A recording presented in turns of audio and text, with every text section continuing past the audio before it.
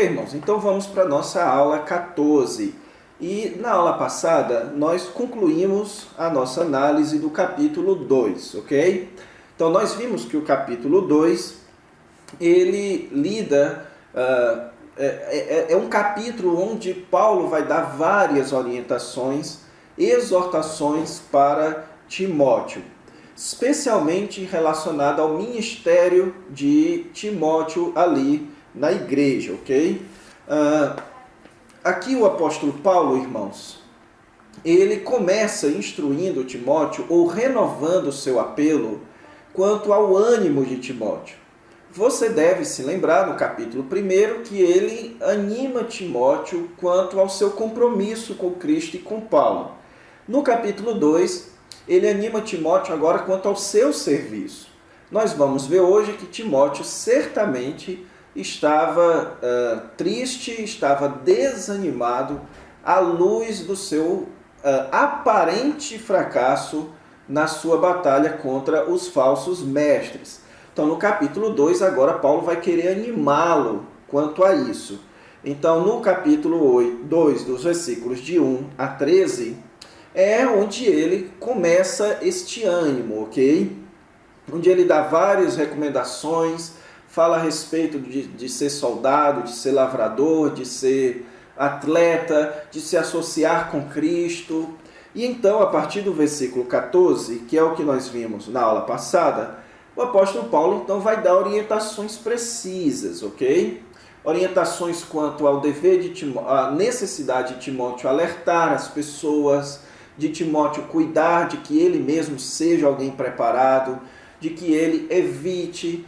Então, Paulo está dando conselhos, dizendo para Timóteo como é que ele poderia continuar progredindo na sua empreitada contra os falsos mestres, ok? Esse é o assunto aqui do capítulo 2. Depois, então, só lembrando mais algumas coisinhas, o apóstolo Paulo ele volta o assunto para Timóteo propriamente dito no versículo 20, falando de Timóteo acerca da sua preparação pessoal, que ele então se purificasse para ser um vaso de honra, sabendo que dentro de uma casa há vasos para honra e vasos para desonra, e instruindo como Timóteo poderia cultivar o caráter ou cultivar em si mesmo o perfil de alguém que é distinto dos falsos mestres, que é um assunto bastante recorrente nas cartas de Paulo a Timóteo e a Tito. Então ele diz para Tito fugir das paixões da mocidade, também diz para Tito repelir essas questões insensatas, e depois ele diz para Tito não ser contencioso, mas ser alguém brando, alguém capaz de ganhar os outros por meio do amor e da paciência. Agora então nós vamos entrar na análise do capítulo 3, ok? Que é um dos capítulos mais curtos do livro de 1 Timóteo, mas nós vamos tentar manter isso, a nossa análise, duas aulas por capítulo, ok? Então vamos lá. Ok, irmãos, então vamos agora iniciar a nossa análise do capítulo 3. Então, avançando aqui no nosso esboço, certo? Nós já vimos ali a saudação, nós já vimos ali o apelo, o estímulo de Paulo diante das dificuldades de Timóteo, nós já vimos os exemplos, certo? De lealdade e deslealdade. E então, na aula passada, nas duas aulas, nós vimos as várias exortações que Paulo dá para Timóteo quanto ao seu serviço. Agora nós vamos avançar, certo? No capítulo 3, versículos de 1 a 17, onde o apóstolo Paulo fala a respeito da preparação para dias difíceis. Este é um texto, irmãos, onde o apóstolo Paulo, pela última vez, vai lidar diretamente com a questão dos falsos mestres. E deve ser entendido também à luz do propósito de 1 Timóteo, que era estimulá-lo. Por isso, no versículos de 1 a 9, ele começa falando a respeito da realidade dos falsos mestres, ok? Então ele vai colocar os falsos mestres no seu espectro correto.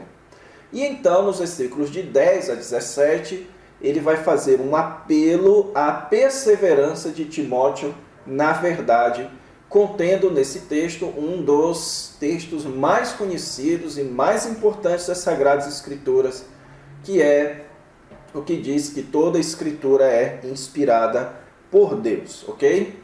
Então nós vamos, nesta aula, ver os versículos de 1 a 9, na próxima aula, ver os versículos de 10 a 17, ok?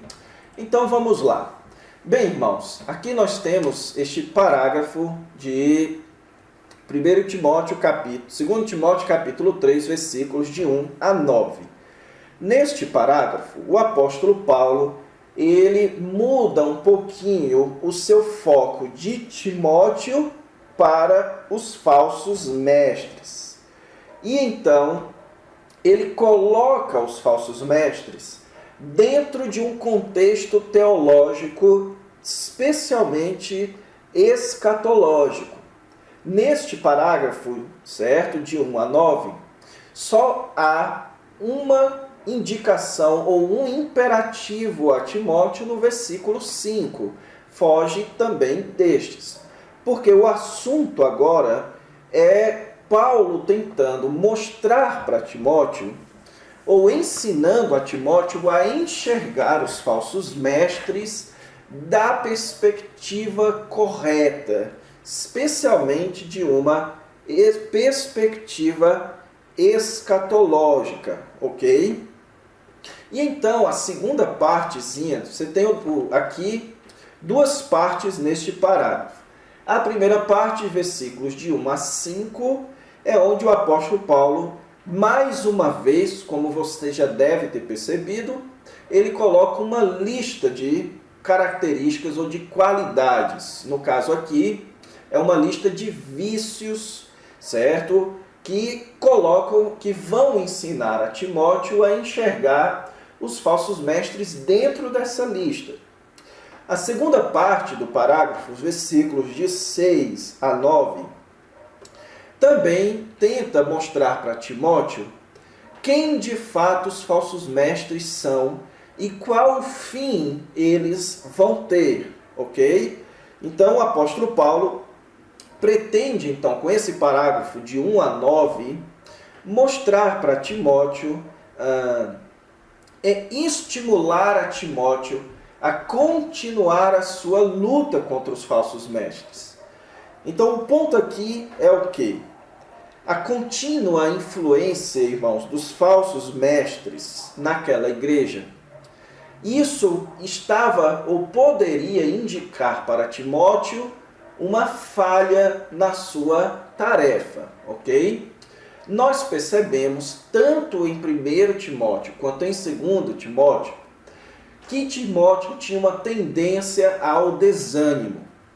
E pelo fato do apóstolo Paulo estar colocando agora em foco os falsos mestres, mostrando para Timóteo, tentando convencer Timóteo sobre alguns elementos do surgimento desses falsos mestres, o que nós temos então de indício é que Paulo quer mostrar para Timóteo, ou animar Timóteo, mostrando que na verdade ele não tem falhado, certo? Que na verdade o que está errada é a sua perspectiva sobre os falsos mestres. Então, o problema de Timóteo não era a falha na sua tarefa ministerial. Então, note que no capítulo 2, o apóstolo Paulo reitera coisas que ele já havia dito. Então, Timóteo sabia o que fazer, e Paulo, então, só reitera. Agora, Paulo, certo, vai mostrar para Timóteo que o problema não era que ele havia errado no seu tratamento com os falsos mestres. O problema, a questão é que ele precisa entender os falsos mestres da perspectiva correta, ok? Então ele vai colocar aqui os falsos mestres dentro de uma perspectiva teológica. Ou seja, pessoal, isso aqui já tirando uma lição. O problema o tamanho do problema que nós temos é sempre dimensionado, ou pode ser, sempre não, mas pode ser dimensionado pela perspectiva em que nós o analisamos. Então, por exemplo, digamos que na sua igreja você tenha casos de adultério. E então você começa a ensinar na sua igreja sobre isso, trabalhar bastante sobre isso, pregar sobre o assunto. E então, 2 meses, 3 meses depois, trabalhando assim, outro caso de adultério. Você continua trabalhando firme, com discipulado, com ensino, pregação. Então, outro caso de adultério futuramente. Você pode analisar isso de 2 perspectivas. A primeira perspectiva é que você está falhando, que você está fazendo do jeito errado, que você está sendo um mau pastor, que você está desqualificado, que você não ensina bem, ok? A outra perspectiva é você ler essa situação de um ponto de vista teológico. O primeiro ponto de vista, ele é bem pessoal. O segundo ponto de vista é um ponto de vista teológico. Como seria uma leitura teológica? Você entender como as pessoas são e o que as pessoas fazem à luz das Escrituras.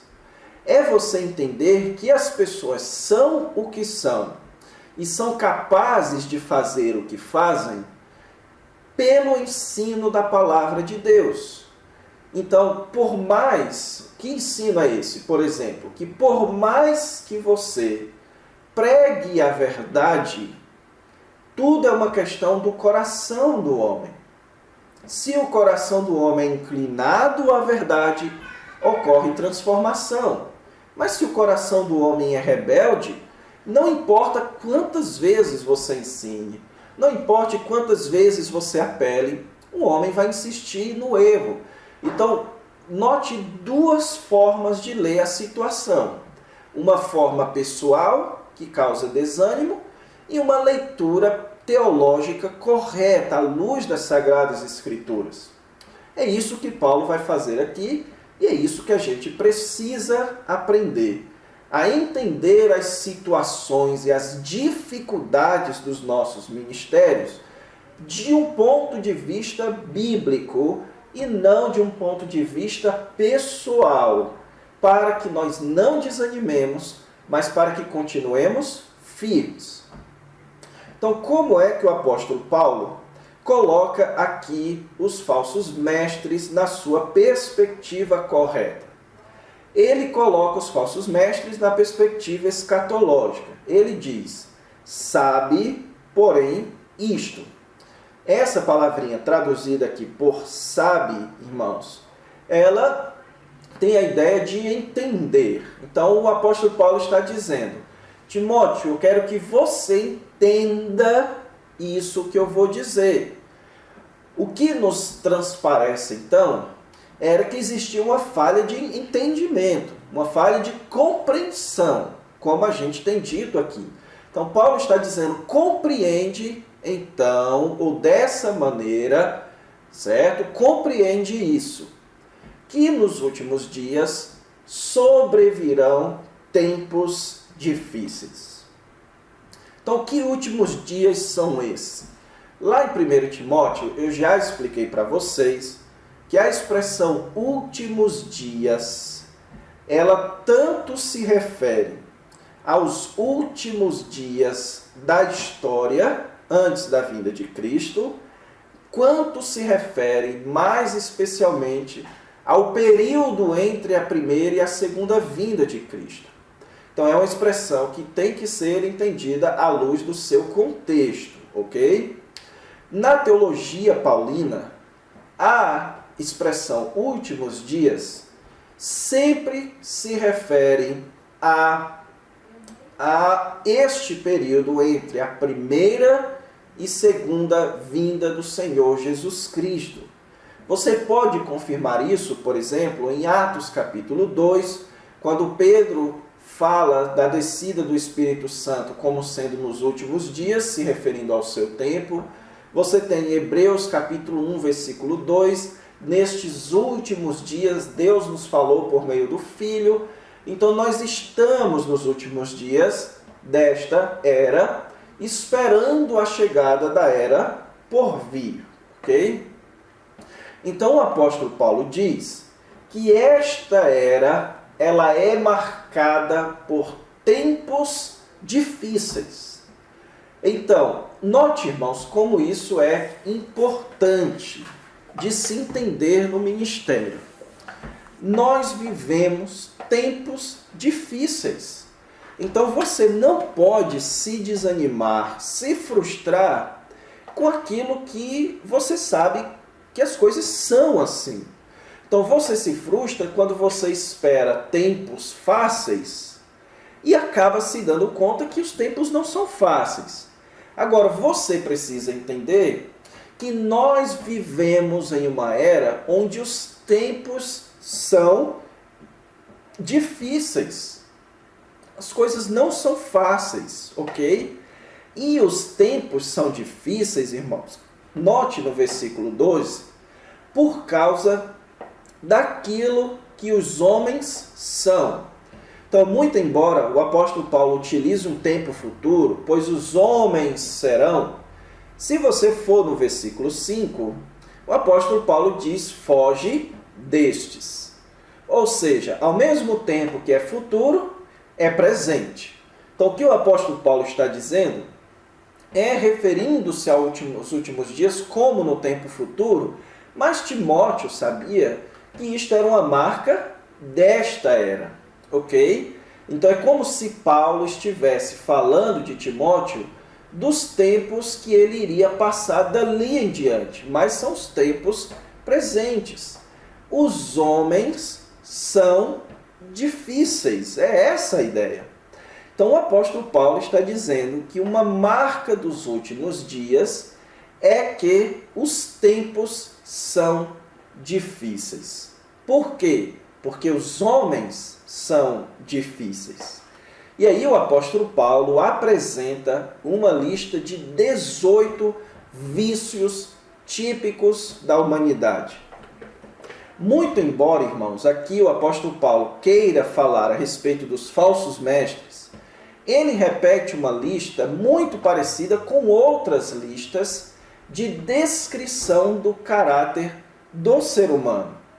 Então aqui você tem uma lista descrevendo o ser humano em seu estado de pecado, para que Timóteo entendesse os falsos mestres dentro dessa perspectiva e os seguidores dos falsos mestres também dentro dessa perspectiva.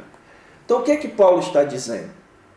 Que os últimos dias são difíceis, porque os seres humanos são egoístas, avarentos, jactanciosos, arrogantes, blasfemadores, enfim, toda essa lista aqui que o apóstolo Paulo descreve e que nós não precisamos explicar todas elas, ok? Mas a ênfase aqui, irmãos, são de vícios característicos dos seres humanos e que alguns deles são evidentes nos falsos mestres. Então o apóstolo Paulo já disse que os falsos mestres são blasfemadores, são arrogantes. Ele fala aqui de pessoas ingratas e desobedientes aos pais. Se você se lembrar muito bem lá de 1 Timóteo capítulo 5, ele fala da necessidade da família sustentar a sua mãe viúva, certo? Então, pode ser que Timóteo estivesse enfrentando problemas com isso também. E ele diz, é porque as coisas são assim, certo? As pessoas são assim, as pessoas são desobedientes, as pessoas são egoístas. A surpresa, irmãos, deve ser quando você encontra pessoas que não são isso daqui. Isso seria uma grande surpresa, certo? Impossível você encontrar uma pessoa que não transpareça nada desses vícios. Mas surpreendente, pelo menos, é quando você encontra pessoas que lutam e crescem para não apresentarem esses tipos de vícios aqui. Isto sim é de se surpreender. Então, no ministério pastoral, não espere que a sua pregação, o seu ensino, vai fazer com que a grande maioria das pessoas jamais cometam os pecados, jamais retornem aos seus pecados, jamais desobedeçam à sua autoridade, jamais critiquem você, falem mal de você pelas costas, jamais sejam egoístas, jamais falem mal uns dos outros, jamais briguem uns com os outros. Não! Fique surpreso quando isso não acontecer, porque nós vivemos nos últimos dias e isto é a marca dos últimos dias, ok? Então veja que o apóstolo Paulo, ele termina dizendo que os homens são mais amigos dos prazeres do que amigos de Deus, tendo forma de piedade. E aqui então o apóstolo Paulo vai encerrar a sua lista divulgando algo que 1 Timóteo mostra que era uma das principais marcas dos falsos mestres.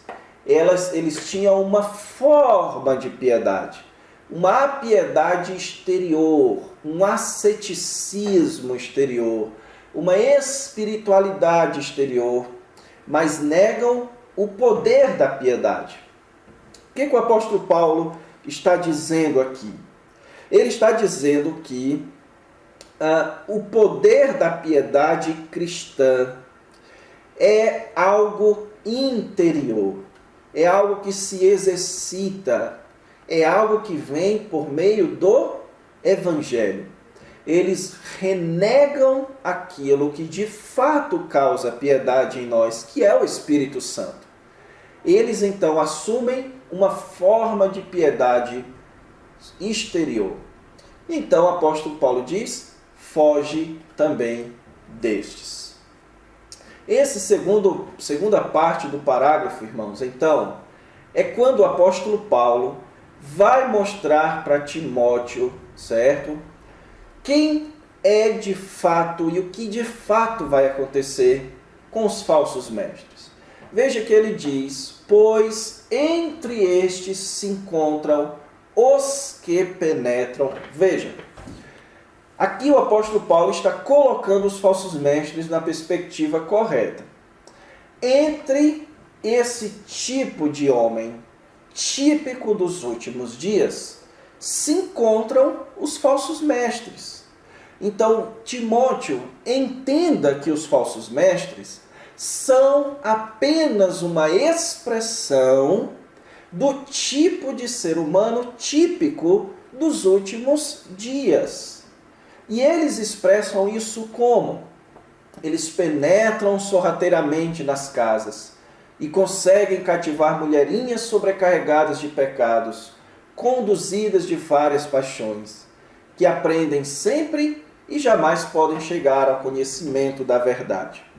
Aqui, irmãos, o Gordon Fee, comentarista aqui do livro de 2 Timóteo, ele diz que aqui o apóstolo Paulo talvez esteja exprimindo a sua própria indignação contra os falsos mestres ao descrever uma das atitudes mais baixas, mais egoístas, que mais expressavam a impureza e a podridão moral destes falsos mestres. Diz aqui que eles penetram sorrateiramente nas casas. Palavra traduzida aqui, irmãos, por sorrateiramente, a ideia é de alguém que está nas pontas dos pés. É alguém que está aqui como um espião, é alguém que chega de manso. Então veja que ele diz aqui que os falsos mestres, eles iam de mansinho entrando nas casas, sendo que as casas eram os ambientes onde as pessoas estudavam a palavra de Deus. Então Então eles iriam aos poucos entrando nas casas e cativavam um determinado grupo dentro da igreja. Quando nós estudamos 1 Timóteo, nós vimos que o apóstolo Paulo dá uma certa ênfase às mulheres, mostrando que as mulheres tinham uma facilidade maior de serem enganadas, certo? Um grande exemplo disso foi Eva, ok? Então o apóstolo Paulo mostra isso, por isso ele diz que a mulher não poderia ensinar na igreja. E depois, lá em 1 Timóteo capítulo 5, ele fala a respeito de algumas mulheres mais novas que não tinham marido, que eram viúvas, mas que eram seduzidas por suas próprias paixões.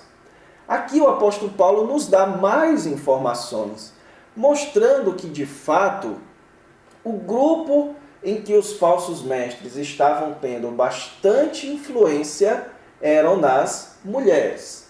Tanto é que a expressãozinha aqui, nas casas, é definida. Eles penetram sorrateiramente nas casas, ou seja, Paulo e Timóteo sabiam quais eram as casas que os falsos mestres conseguiam penetrar.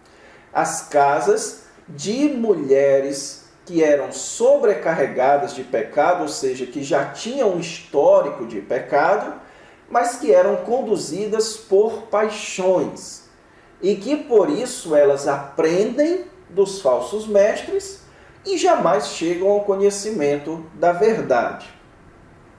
Então, o que o apóstolo Paulo está dizendo aqui? Que esses falsos mestres são pessoas baixas e que conquistam pessoas como eles. Então, os falsos mestres e seus seguidores, eles se merecem. Irmãos, isso é formidável de se saber, para que a gente possa fazer uma leitura correta, por exemplo, da insurgência no Brasil, dessa teologia da prosperidade, de igrejas como a Igreja Universal e suas semelhantes. Aí você se pergunta, mas como é que pode haver tantos falsos mestres assim? E como é que pode haver tantas pessoas para seguir os falsos mestres? A resposta é que eles se merecem. Os falsos mestres merecem esse tipo de seguidor e estes seguidores merecem esse tipo de mestre. Então, isso não deve nos deixar alarmados. As coisas são assim. O homem, ele ama mais os prazeres do que a Deus. Então, você tem um falso mestre que ama mais prazer do que a Deus, que vai conquistar pessoas que são assim. Surpreendente são as pessoas que não são assim. São os mestres que não são assim. Isso sim é surpreendente. Certo? E então, agora no versículo 8, o apóstolo Paulo vai mais uma vez explicar para Timóteo quem são os falsos mestres e o que vai acontecer com eles. Ele diz: e de modo porque Janes e Jambres resistiram a Moisés, também estes resistem à verdade. Janes e Jambres, irmãos, estava na tradição judaica dos escritos rabínicos como sendo nomes de homens que foram aqueles que utilizaram de magia negra, de mágica, de ocultismo para concorrer com as ações de Moisés. Então, aqui o Paulo está dizendo que os falsos mestres usavam isso para enganar as pessoas, mas o mais provável é que ele está comparando aqui. Ele está dizendo que da mesma forma com que Janes e Jambres são charlatões, também estes são. Da mesma forma com que Janes e Jambres conquistavam pessoas por meio do engano, eles também são assim. São homens corrompidos na mente e reprovados quanto à fé. Então aqui o apóstolo Paulo descreve o caráter dos falsos mestres. E agora no versículo 9, então, ele mostra o resultado deles. Para animar Timóteo, ele diz: eles, porém, não irão avante, porque a sua insensatez será a todos evidente, como também aconteceu com a daqueles. Irmãos, o que o apóstolo Paulo está dizendo aqui? Que não existe a vitória do engano. A verdade sempre prevalece. Deus não permite que o erro e o engano vençam. A insensatez será evidente a todos. E o que o apóstolo Paulo está querendo dizer com todos? Todos aqueles, irmãos, todos aqueles que de fato servem a Deus na igreja. Vai chegar uma hora em que o erro será exposto. Você nota isso na história da humanidade. Deus não deixou que nós vivêssemos para sempre sem a reforma protestante, por exemplo.